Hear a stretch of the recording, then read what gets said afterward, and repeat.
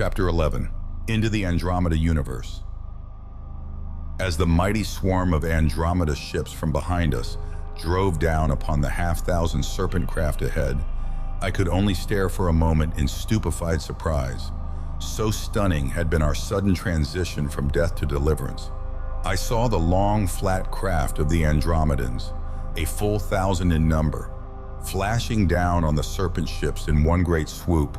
Saw the latter in groups, in dozens, in scores, crumpling and constricting as the deadly cylinders of the Andromedan ships were turned toward them.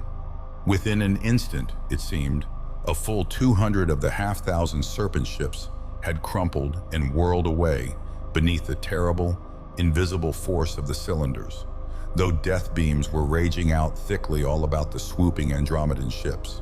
Then, with almost half their fleet wiped out, the remaining 300 serpent ships, including their score of great disk attraction ships, had whirled around and were racing back into space toward their own dying universe, fleeing from the terrific blows of the attacking ships that had come out from the Andromeda universe ahead, just in time to save us.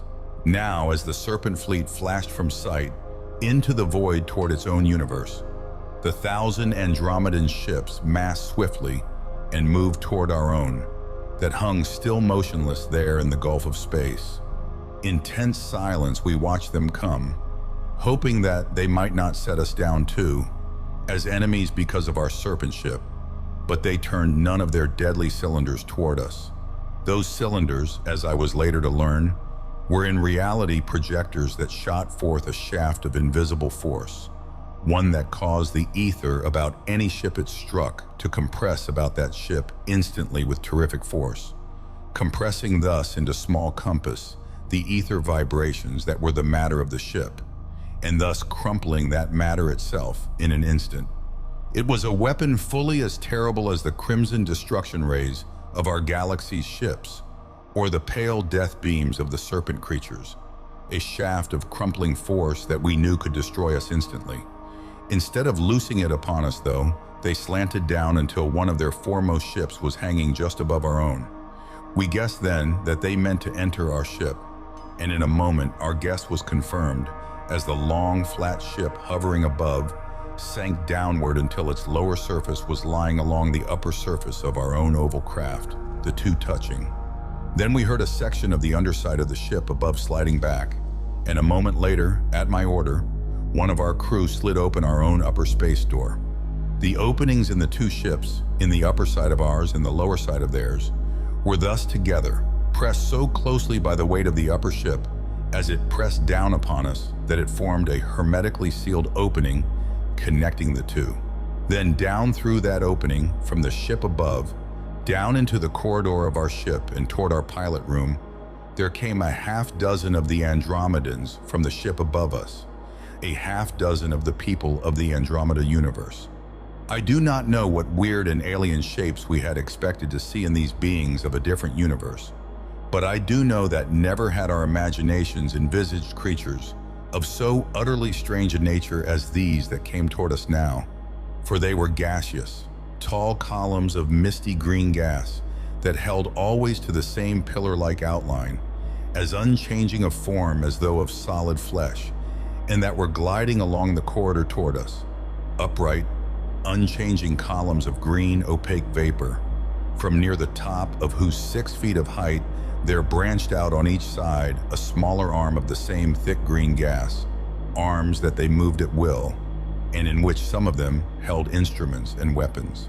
Tall, erect columns of thick green vapor, without features of any kind that we could see, that yet were living, intelligent, and powerful beings like ourselves.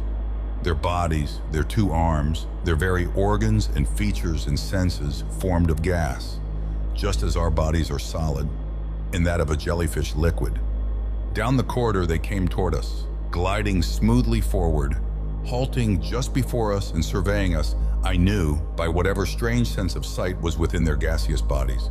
Dumbly we stared toward them, for the first time now wholly appreciating the immense difference between us and them. Then, at a loss for another gesture, I held out my hand toward the foremost of them. Instantly, his own arm came out toward me. gripped my hand with a grip as solid as though that arm had been of flesh instead of gas. A grasp that, though cold, was real and tangible. When the one before me had withdrawn his grasp, then I spoke aloud to him, but there came no reply.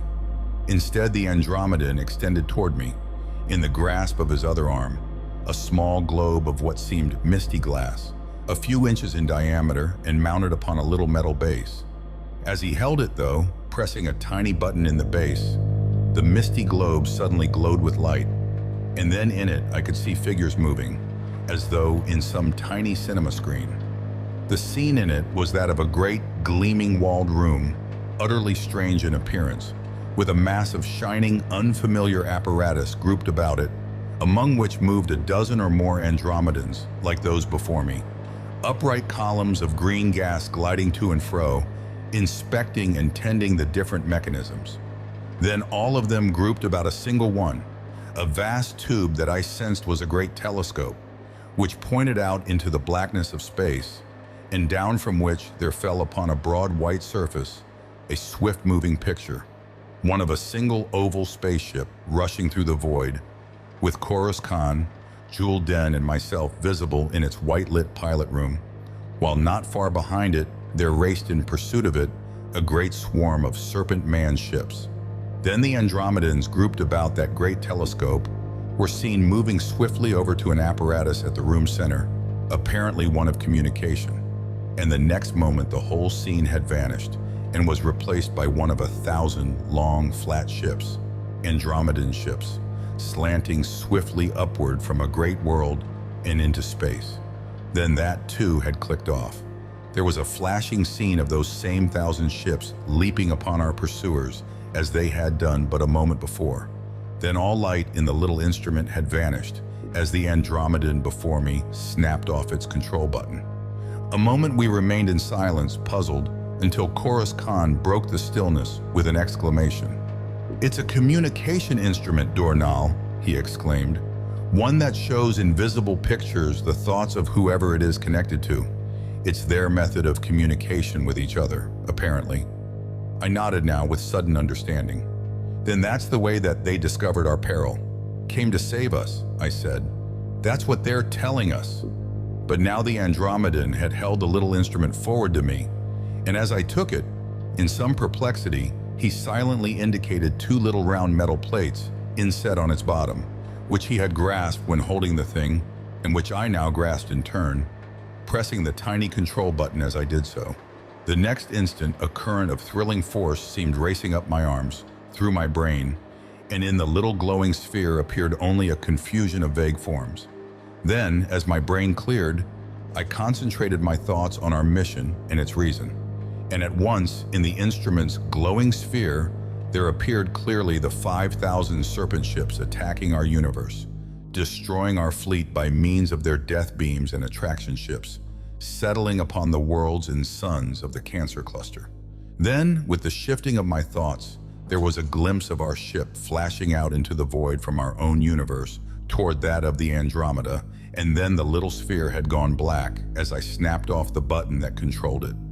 For the moment, we could not know whether we had been fully understood by the beings before us. But the next instant, one of them pointed with a gaseous limb toward the gathered suns of the Andromeda Universe, flaring in the blackness ahead. And as we nodded and pointed also, they stepped over beside us. The next moment, the opening in the underside of the ship above and the space door in our own ship had clanged shut, and as the whole great fleet of ships about us began to move toward the Andromeda Universe, Chorus Khan opened up the power of our own generators, moving smoothly along among them. Within moments more, the strange gaseous forms of the Andromedans standing there beside us, our ship and all those about it were flashing at full speed toward the great galaxy ahead. From the ship's hull beneath, I could hear an odd, grating sound, as of the clash of metal on metal, that continued to come to my ears as we flashed on. But in the moments, the hours that followed, I paid but small attention to it, engrossed as we all were in the magnificent spectacle of the universe ahead. Like a tremendous belt of suns across the black heavens it was, largening in vastness and brilliance with every moment that we flashed nearer, until by the time we had raced toward it for a half score of hours, it seemed to fill all the firmament before us with its hosts of flaming stars. We were flashing on in the same course as the ships about us, heading toward a spot where there shone two great yellow suns that were like twin wardens of this mighty universe.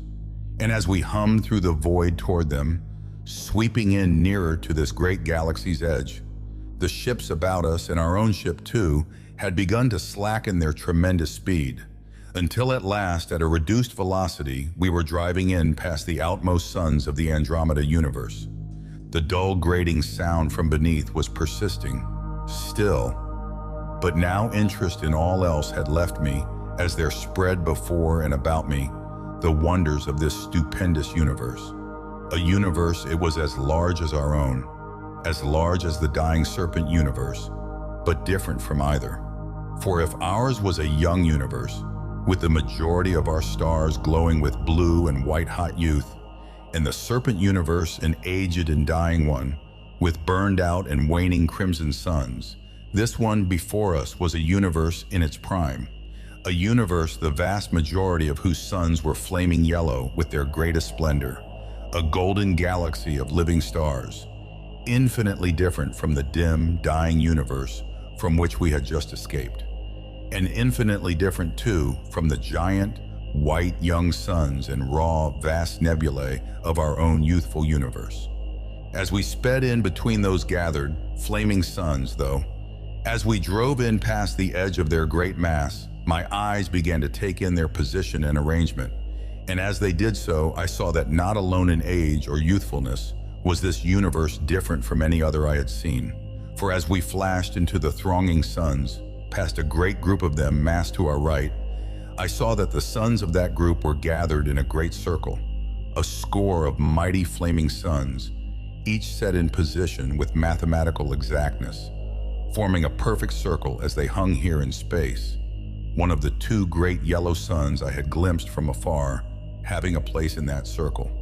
And inside that mighty circle of suns, I glimpsed a vast mass of swarming planets, hundreds, thousands even, of great turning worlds that moved in regular orbits inside the great ring of suns about them, lit and warmed perpetually by their encircling fires. Stupefied, stunned by that tremendous sight, I could not, for the moment, understand the significance of what I was seeing.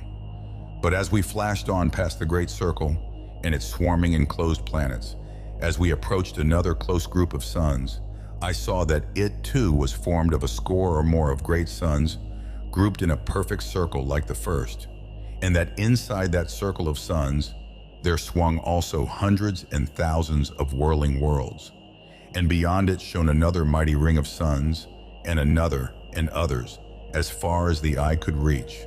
All the suns in all this tremendous universe, being grouped by the score into great circles inside of which swung countless planets.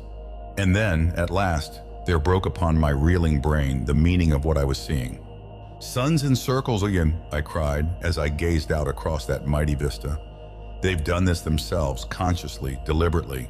They've placed all the suns of their universe in great circle groups, so that inside those circles their countless peoples can exist. For I saw now that it was so, that only by intelligent design could the countless swarms of thronging suns about us ever have been placed in these mathematically perfect circles, inside which their great planets swung. Long ago their universe must have been much like our own, a great chaos of suns reeling blindly in all directions, swarming like a vast hive of stars, each with its own few planets moving about it. But as their numbers had increased, as they had come to need every world, every planet for their existence, they had grasped their suns with titanic, unguessable forces, had swung them from their accustomed chaos into order, into great circles, placing inside those circles all their countless worlds, worlds of which thousands could then exist upon the light and heat of a mere score of suns by having those suns grouped in a ring about them. Now, driving in past great circle after circle of flaming suns, past the countless planets that moved inside those circles, we were flashing on with the ships about us toward the center of this strange and mighty universe. On our space chart, I could see that thick about us were great masses of interstellar traffic, which cleared away before us as we drove inward. Circle after circle of fiery suns we were leaving behind, mass upon mass of swarming planets inside. But never on our space charts showed any wandering dark stars, or meteor swarms, or vagabond, sunless worlds, all matter in this universe apparently having been swept up by the Andromedans and used as habitations for their races, inside the great sun circles. A gigantic mass of perfectly grouped stars, they stretched about us, those sun circles, filling the heavens about us. But now, far ahead, there shone out ever more brilliant at the center of this great universe, another great circle of suns that seemed the largest in all this universe. A score of titanic, flaming stars, they hung there at this galaxy's center. And it was toward these that our racing ships were heading. Toward them, we gazed with intense interest as our ships fled on, but suddenly were startled back to realization of our immediate surroundings by a great rumbling and grating from beneath. Our ship swaying to one side and heeling sickeningly over, even as it flashed ahead. In sudden tense silence we stood, listening to that rumbling and cracking beneath. And then up from the speech tube beside me there came a startled cry from one of our crew below. "The ship's splitting," he cried. "The walls have been grating and giving ever since we ran through that radioactive disintegrating region. And now the ship's beginning to break in two." There was an instant of silence in the pilot room, the only sound that fearful grating rumble from beneath as gradually the ship's walls weakened and crumbled by the disintegrating vibrations of the radioactive region through which we had plunged, began at last to split. A moment more, we knew, would see our ship riven apart there in space, with instant annihilation the fate of all of us.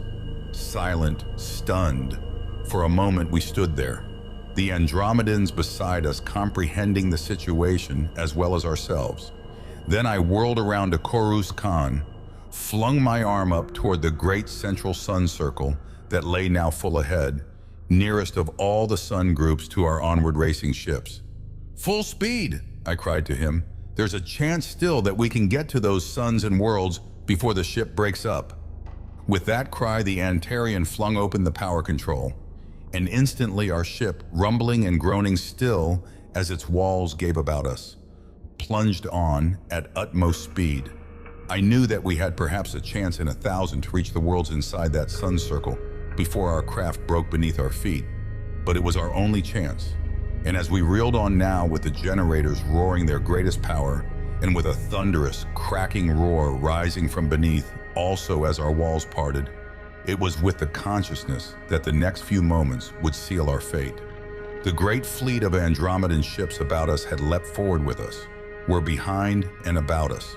But for the moment, all our attention was centered upon the great circle of suns ahead, largening before us swiftly, as with one last great burst of speed, our ship shot through the void toward it. Our ship swayed blindly over now, even as it reeled on through space. Another great crash of riven metal coming to our ears from beneath, the floor slanting steeply up beneath us. Flung against the wall as we were, though, Coruscant clung still to the controls, heading our swaying flying ship straight on toward the sun circle, until in a moment more we had reached that circle. We're slanting downward at the same terrific speed above that great ring of mighty suns. Inside that vast circle, there moved a mighty swarm of thronging worlds, as in the other sun circles. But at the very center of this vast swarm of planets, there hung motionless a single gigantic planet, largest by far of all in this universe. A huge central world down toward which our own crazily swaying ship and the ships about us were slanting. Down, down. There was a sudden rush of air about our ship as we shot toward the surface of the great planet, and I had a flashing glimpse of that surface, scores of miles beneath, through our window. A smooth, park-like surface swarming with hordes of the gaseous Andromedans, and with ascending and descending ships. A surface in which I seemed to glimpse innumerable, round, well-like openings, but upon which I could see no buildings. Abruptly, though, even as I glanced downward, there came a tremendous final cracking from our ship's center. Each end tipped sharply down from that center as the crumbling craft broke cleanly in half. And then the two wrecked halves of it were whirling down toward the surface of the great world far below.